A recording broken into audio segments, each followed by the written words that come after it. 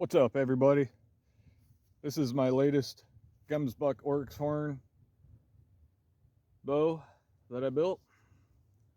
It was my utility bow, and I decided to revamp it and put some springbok antelope horn tips on it. And it reduced the poundage a little bit, which is fine by me because, again, it's just my bow and my little utility hunting bow. I use this one in lower temperatures. I typically use a 130 pound at 26-inch bow that's very short and compact. That's my favorite hunting bow, but below freezing I can't really manipulate drawing it very well. I might be able to get off one shot or two or something, but it's not really feasible when your fingers are numb and with the string angle and such.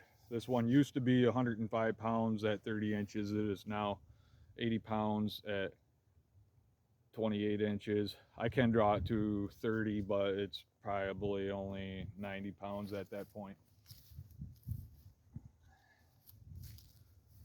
Again, it's made out of Gemsbuck Oryx horns. It's the largest type of Oryx. It is a takedown. It breaks down in the center. I cut the grip out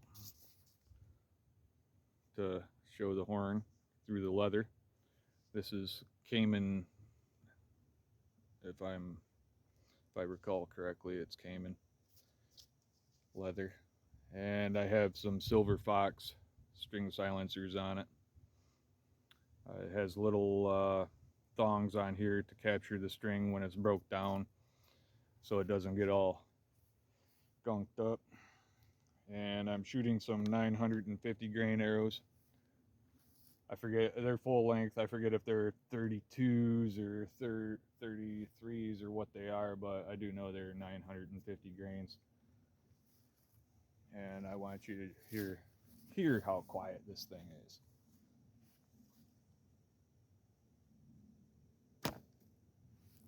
Just silent. Makes no noise. No thwang, no hand shock.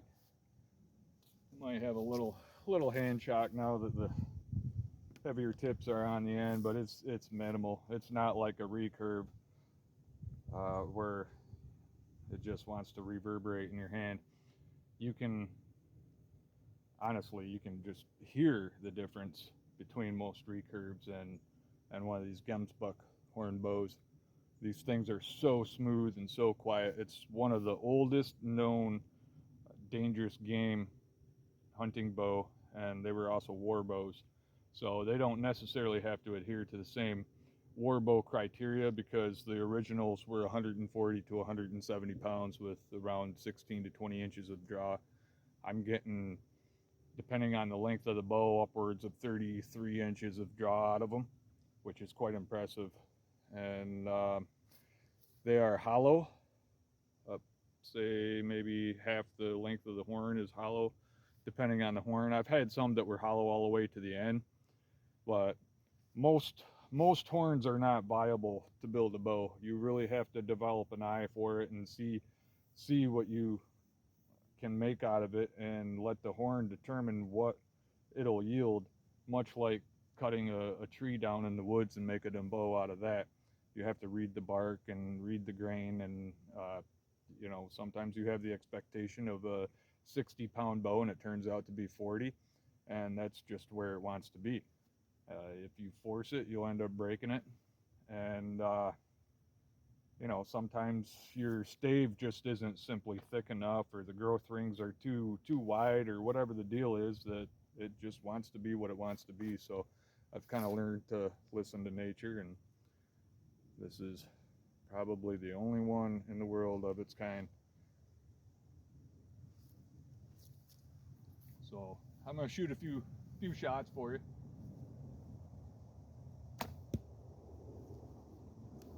It shoots quite nice. I have no qualms about how it shoots now. It never was a super fast bow, but it is very very respectable.